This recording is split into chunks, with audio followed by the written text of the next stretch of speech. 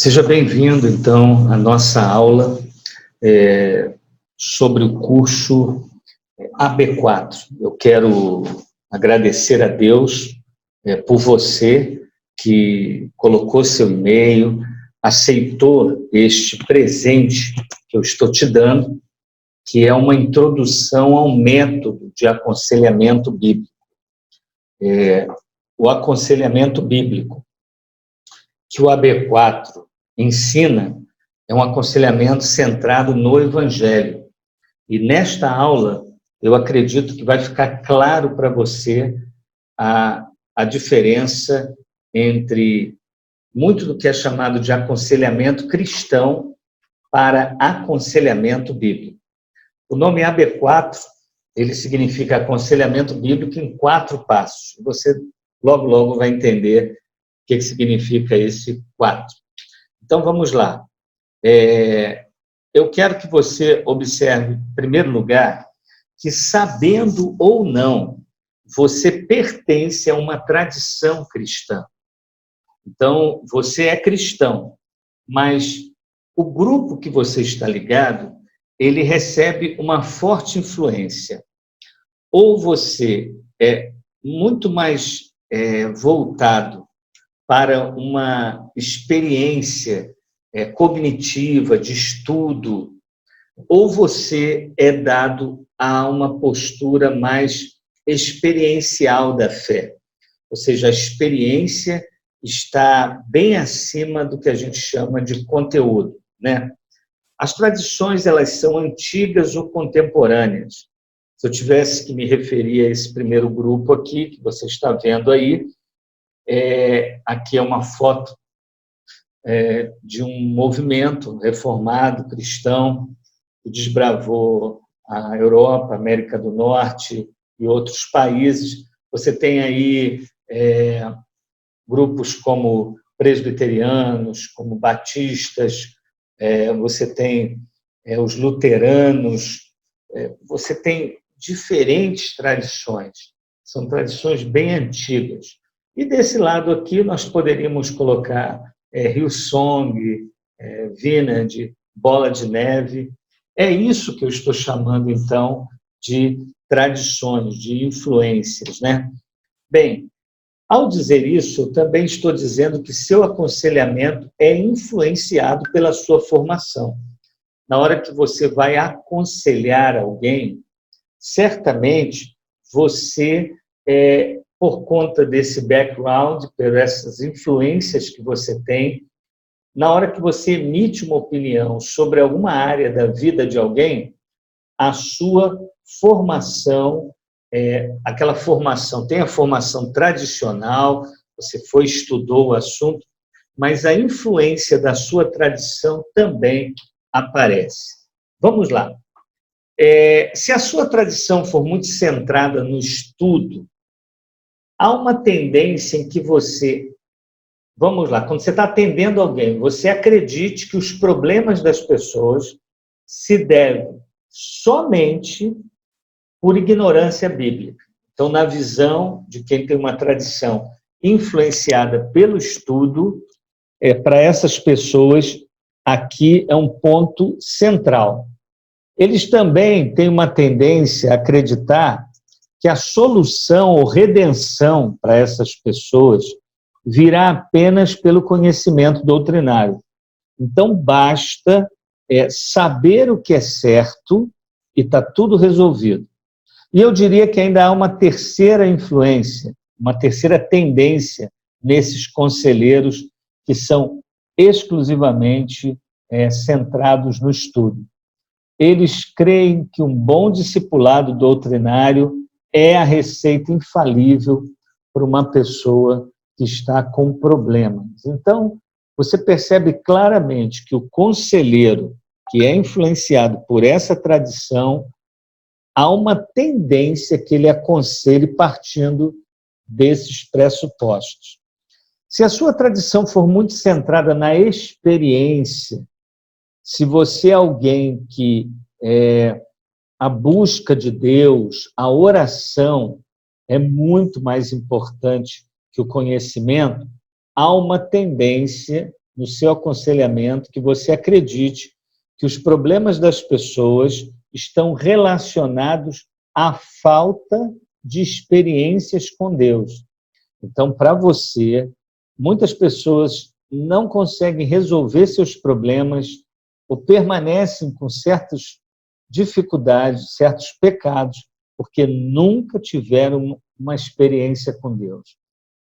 O dia que for batizado no Espírito Santo, o dia que começar a experimentar um fluir de dons, muitos dos problemas vão cessar.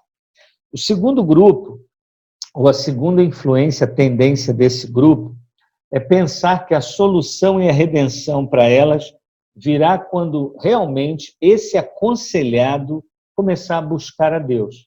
Porque esse é o problema dele. Ele não busca Deus em oração. Ele não frequenta as vigílias. Ele não tem essa fome, essa sede de buscar ao Senhor. Então, entende-se que essas pessoas só resolverão seus problemas quando começarem a buscar a Deus. E a terceira tendência, para esses grupos, eles creem também que nada substitui uma oração forte de um profeta ou uma profetisa e uma vida de santidade. Entende-se por santidade aqui compromissos que essas pessoas têm com a religião ou com a proposta religiosa do grupo.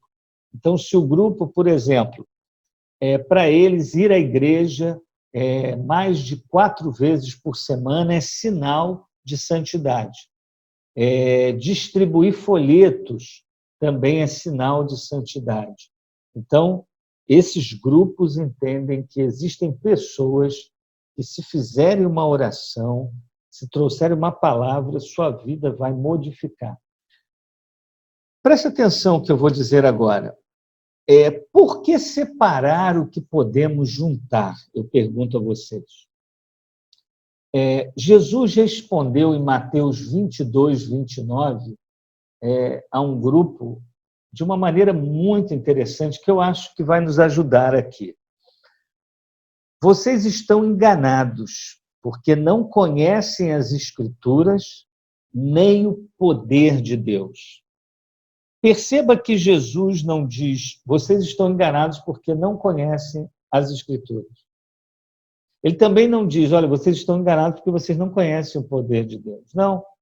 Ele coloca as duas coisas lado a lado. E é muito interessante também ele ter colocado a Escritura em primeiro lugar e depois o poder. Eu creio piamente que a palavra de Deus, ela nos foi dada para revelar quem Deus é, revelar quantas pessoas há na divindade. Nós sabemos que é o Pai, o Filho e o Espírito Santo. A palavra de Deus nos foi dada para mostrar os decretos de Deus e como Ele os executa. Ou seja, na medida que eu me aproximo da palavra, eu sou levado a perceber a clareza dela acerca de Deus e, consequentemente, o conhecimento das promessas de Deus e a relação que eu começo a ter com essas promessas me levam a experimentar o poder de Deus. Logo, nós não precisamos separar o que algumas tradições estão separando.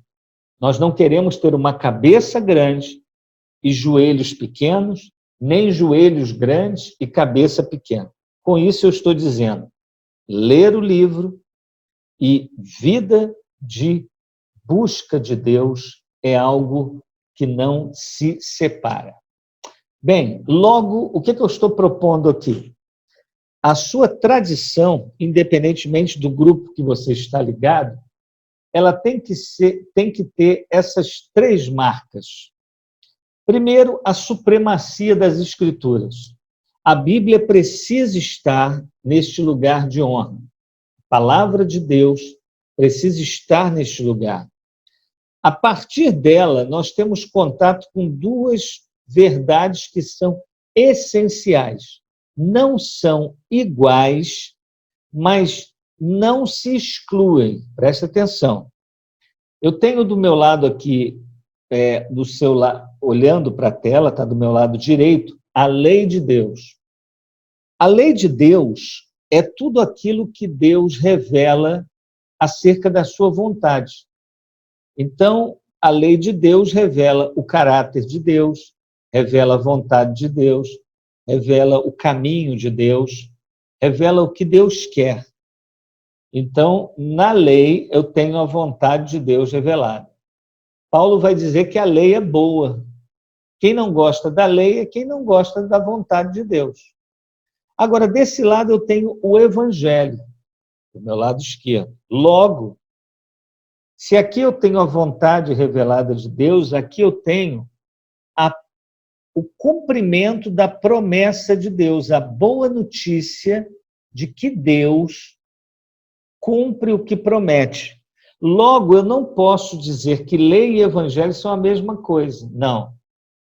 Tanto não são a mesma coisa que nós não somos salvos pela lei. Nós somos salvos por crer no evangelho. Agora, quando eu creio no evangelho e eu sou salvo, eu tenho uma relação correta com a lei moral de Deus. Eu digo lei moral porque a lei, você tem a lei no Antigo Testamento cerimonial, você tem a lei dietética, você tem a lei civil e você tem a lei moral. Eu estou falando em revelação à lei moral, que é a lei eterna de Deus. Então, fica claro aqui que, independentemente da sua tradição, as Escrituras têm supremacia e ela tem que nos mostrar de forma clara a lei e o Evangelho. Nossas fontes de direção para o aconselhamento, então, vão passar tanto pela lei quanto pelo Evangelho. Então, quando nós estamos aconselhando alguém, nós vamos ter, ao mesmo tempo, na nossa mente, o que é a lei e o que é o Evangelho. Há momentos que nós vamos trabalhar com a lei, há momentos que nós vamos trabalhar com o Evangelho. E o conselheiro bíblico, ele faz essa distinção e aplica no momento certo tanto a lei quanto o Evangelho. Isso é essencial. Eu queria mostrar para vocês aqui que, basicamente, existem duas metodologias, né? Uma metodologia, ela é centrada em mudança de comportamento. Então, existe o conselheiro que ele visa ver mudanças de comportamento. É bem verdade que todo aconselhamento ele vai propor mudanças. Só que este modelo de mudança de comportamento que eu me refiro, que 98% dos conselheiros usam, eles entendem que a pessoa parar de fazer alguma coisa e passar a fazer outra coisa é o grande alvo do aconselhamento. Então, a pessoa procura o conselheiro com um assunto. Eu tenho problemas com bebida, eu tenho problemas com pornografia, eu tenho problemas com a ira. Aí o conselheiro diria, bem, em relação à bebida, você pare de beber, em relação à pornografia, pare de assistir essas coisas, e em relação à sua ira, você se acalme. Então, a pessoa, o conselheiro, ele é ouvido, ele é sinônimo de dizer o que você deve fazer e o que você não deve fazer. Eu coloquei aqui 98%, mas talvez esse número possa ser 99,9%. Eu diria que praticamente todos nós começamos a aconselhar dessa maneira e acreditamos ser esse o modelo. Preste atenção. Eu não estou dizendo que essas coisas ditas são erradas.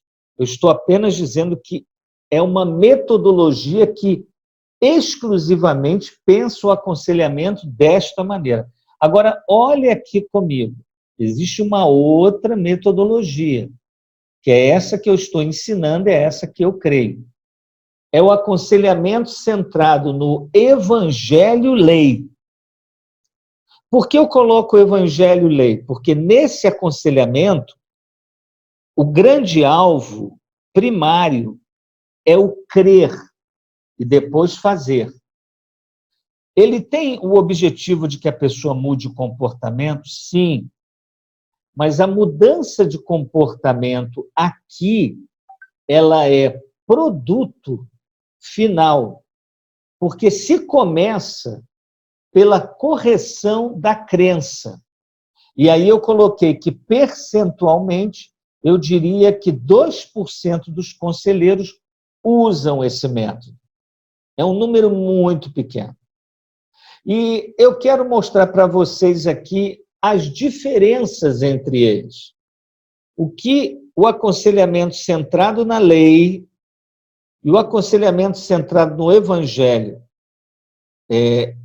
o que eles têm realmente de diferente e por que eu opto por esse e não por esse, ainda que aqui existam algumas coisas que vão acontecer aqui também. Mas observe as nuances e perceba se não é realmente diferente. Primeiro, no aconselhamento centrado na lei, a primeira preocupação do conselheiro é fazer. Ele começa dizendo o que você tem que fazer e o que você não tem que fazer. Isso é uma ênfase. Olha, você não pode fazer isso, você tem que fazer aquilo. Aqui está uma lista do que você pode fazer, do que você não pode. Pastor, mas a Bíblia não nos apresenta o fazer? Claro que apresenta. Ninguém está dizendo que não. Mas o conselheiro bíblico, ele não começa pelo fazer. Porque, de uma certa maneira, a pessoa que chega para se aconselhar, ela não só tem tentado fazer muita coisa, como se você apresentar para ela mais uma lista, pode ser que, ao invés dela encontrar a promessa de Cristo, vinde a mim todos vós que estáis cansados e sobrecarregados, e eu vos aliviarei, você vai acrescentar mais um peso nas costas dela. Então, o ponto aqui não é fazer. O aconselhamento centrado no Evangelho, ele começa pelo crer. Eu quero saber o que está motivando o estilo de vida da pessoa. A minha preocupação é saber a centralidade de Deus, do Evangelho, o sacrifício de Cristo, a graça de Deus, o amor de Deus, os atributos de Deus. Eu quero saber aonde está Deus nesse coração.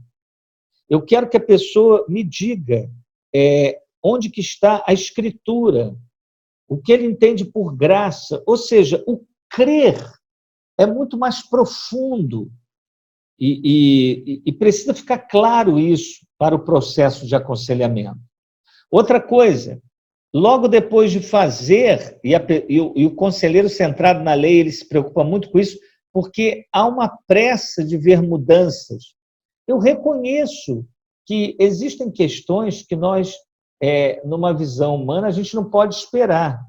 Só que é muito importante que você saiba que mudanças rápidas ou pessoas assustadas, a Bíblia não trabalha com essa imagem.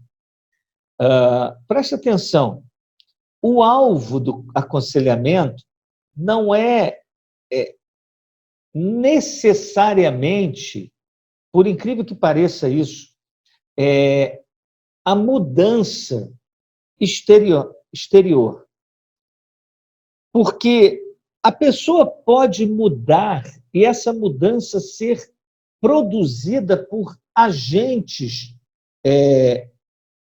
de medo. Vou usar uma imagem aqui para ajudar vocês. Essa imagem, inclusive, eu obtive de um escritor, e ele disse o seguinte, ele falou que se você ficar levantando uma barra de ferro, por causa da lei que estão impostas ao mundo, você, num dado momento, se cansa. Então, mesmo que você fique muito tempo com a barra levantada, não é lógico o que você está fazendo. Dá para fazer por um tempo, mas daqui a pouco a lei da gravidade te obriga a colocá-la no chão. E você não tem força para mantê-la no ar sempre. O mesmo com uma bola. Se você tentar colocar uma bola debaixo da piscina, você vai ter que ficar segurando ela. E depois de um tempo, acabam também as suas forças e ela vai voltar à superfície, porque isso é uma lei imposta. Eu tenho observado que pessoas que são aconselhadas por pessoas que o seu aconselhamento é tão somente comportamental, há uma tendência nessas pessoas de mudanças temporárias. Às vezes a mudança é para obter alguma vantagem, é por limitações de oportunidades e por aí vai, mas não houve mudança. Agora, olha o aconselhamento centrado no Evangelho. Além de começar no crer, ele trabalha, ao invés de uma mudança, ele conversa sobre redirecionamento. Por que redirecionamento? Porque a questão aqui é na direção de quem você está andando, para quem que você tem vivido. Como o aconselhamento centrado no Evangelho, ele tem como foco Deus e a sua glória, nós temos que redirecionar. A expressão que Jesus usou, ele diz o quê? O homem eu vim buscar o que estava perdido. Jesus veio buscar e salvar o que estava perdido. Ele veio trazer-nos de volta para o caminho, a verdade e a vida, a fim de andarmos em direção a Deus. Ou seja, para essa relação, nós temos que ser redirecionados. Então, ao invés de mudança de comportamento, nós começamos a conversar sobre redirecionamento. Olha a terceira palavra aqui, poderia ser quase que um sinônimo, resultado. O conselheiro aqui, ele quer ver resultados rápidos. Por isso que hoje fascina muito a questão de terapias de pressões, né? Você gritando com a pessoa ou você levando ela para ficar 5 dias num retiro e ali você fazendo várias coisas, inclusive a pessoa quase não dorme, produzindo uma situação acreditando o seguinte, se ela estiver nessa condição, a mente dela vai ser condicionada e nós vamos ver resultados. Só que a Bíblia não trabalha dessa maneira, a Bíblia trabalha com processo. Processo é algo que só tem começo. Foi iniciado um processo quando você se converte. A palavra de Deus é clara em dizer que há necessidade de cultivar um novo estilo de vida. Então, agora que você crê da maneira certa, anda na direção certa, um processo foi inaugurado no seu coração. Interessante que nesse modelo aqui, ele está centrado exclusivamente nas decisões da pessoa, no compromisso dela. Aqui você tem uma questão de autonomia. O homem é a lei. Aqui você tem um modelo de teonomia. Deus é a lei. É Deus que vai, a vida centrada nele, na vontade dele. Aqui não, depende da sua garra, determinação. Olha o fruto, olha o que está aqui no final. Felicidade é resultado das minhas atitudes. Olha o que está aqui. Felicidade é reencontrar-se com aquele que nos ama com amor eterno. Basicamente, eu diria para você o seguinte, o aconselhamento centrado, eu estou colocando lei, mas eu poderia colocar comportamento. O aconselhamento centrado nesse modelo aqui, ele é muito cansativo pelo seguinte, e aparentemente ele produz resultados interessantes. Por exemplo, vamos imaginar que você fosse uma laranjeira. Você chegaria, o cara vai tirando as laranjas podres e vai dizendo para você, olha, a partir de agora vem laranjas novas, e vamos pensar diferente, vamos fazer isso, te dá um script, você começa a seguir focado, só que depois de um tempo as novas laranjas, depois de uma temporada, elas nascem iguais àquelas outras. E por que isso acontece? Porque não houve mudança de solo. Você não mudou o crer, você não está andando na direção correta, não foi inaugurado um processo, Deus não é a lei, e você está com uma expectativa de felicidade que não é a bíblica, porque a palavra de Deus diz que quer vivamos ou morramos, somos do Senhor. A nossa alegria é Deus. É por isso que é muito diferente uma vida centrada no Evangelho. Então, aqui está um modelo de existência completamente diferente. Deixa eu mostrar para vocês aqui sobre o método AB4, os 4 pilares deste método. E aqui eu quero deixar claro para vocês a postura do conselheiro. Por que essa metodologia é tão interessante? Porque ela não só vai ajudar as pessoas que aconselham a saberem se portar diante de alguém que está buscando ele, seja um familiar, seja um irmão da igreja, como também vai ajudar a pessoa que está sendo ajudada a identificar de forma clara a razão de ser das questões que estão afligindo o seu coração. Eu coloco aqui, em primeiro lugar, o ouvir. O que seria o ouvir aqui? Ouvir com discernimento. É um ouvir diferente. O cristão, quando ele senta diante de alguém, mesmo que a pessoa não fale nada, ele já sabe quem é aquela pessoa. E ele sabe porque ele tem uma visão da criação, ele tem uma visão de que aquela pessoa é pecadora, ele tem uma capacidade de entender. Depois você tem o diagnóstico. Eu chamo de diagnóstico raiz, porque a gente vai na raiz do problema. Depois nós temos a identificação. A identificação do ídolo do coração é identificar quem é que está regendo o comportamento, a orquestra de comportamento que essa pessoa está tendo. E, por último, entra o aplicar o Evangelho do Senhor Jesus Cristo. Então, esses são os 4 passos para você aconselhar com esse modelo AB4. O que eu vou fazer agora com vocês? Eu quero que vocês olhem para esse que eu preparei aqui, para que vocês entendam que quando esse modelo é aplicado, olha como é que as coisas ficam claras.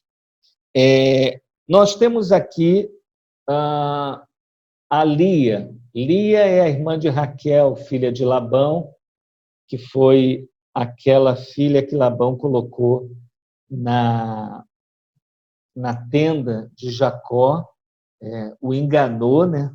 E ela viveu com ele e foi esposa, mas você vai perceber que, ao analisarmos a vida dela, você vai perceber que essa metodologia que eu criei, ela nos ajuda a aconselhar qualquer tipo de pessoa, inclusive uma mulher como Lia. Olha aqui. O que essa mulher quer do seu marido? Você está conversando com ela. Fica claro que ela quer amor e atenção.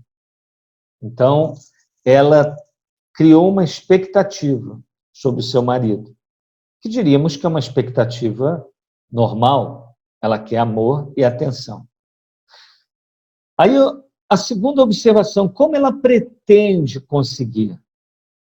Aí você vai observar que houve a criação de um ídolo no seu coração. E como é que a gente sabe que ela criou um ídolo? Porque ela começou a usar os filhos para tentar conseguir amor e atenção. O que é um ídolo? O ídolo é tudo aquilo que você confia em última instância, de quem você depende. E ou nós dependemos de Deus, ou dependemos dos ídolos? Você sempre vai ser dirigido por uma voz. Não há neutralidade na existência humana. Lia, ela fez uma opção por lidar com essa questão. Ela optou conquistar o seu marido, o amor dele, visto que ele amava Raquel. Ainda que se deitasse com ela, ela percebia claramente que não havia interesse dele, como havia por sua irmã. Agora, preste atenção, por que esse ídolo, ou o que esse ídolo lhe prometeu? Isso aqui é muito interessante. O ídolo sempre faz promessa. E qual é a promessa que ele faz? É o que ela quer. O que ela quer? Amor e atenção. O que o ídolo prometeu? Que o seu marido lhe daria amor e atenção. Só que as pessoas esquecem disso daqui, ó. O ídolo nunca entrega o que promete. É interessante quando você começa a estudar Deus, que Deus não trabalha com as minhas expectativas. Deus me diz, Deus me ensina em que eu devo crer. Mas o que acontece com a gente? A gente não quer o que Deus quer. Aí a gente resolve propor uma agenda para Deus. Então, se você estivesse aconselhando Lia aqui, você percebe que algumas coisas do método já estão presentes. Por exemplo, eu consegui identificar o ídolo do coração de Lia. E eu fui caminhando e entendendo. Então, o que eu tenho que atacar aqui? Aí você pode imaginar o seguinte, o ídolo de Lia era Jacó? Era o ídolo de Lia? Não, o ídolo de Lia era amor e atenção. Ela entendia o seguinte, sem isso aqui, por parte dele, ela seria uma pessoa profundamente infeliz. Agora, é muito interessante quando você percebe que amor e atenção é o que Deus estava dando para ela. Mas ela não queria o amor e atenção de Deus. Ela queria o amor e atenção daquele que ela elegeu como a pessoa importante da sua história. Bem, eu quis ministrar essa aula para vocês.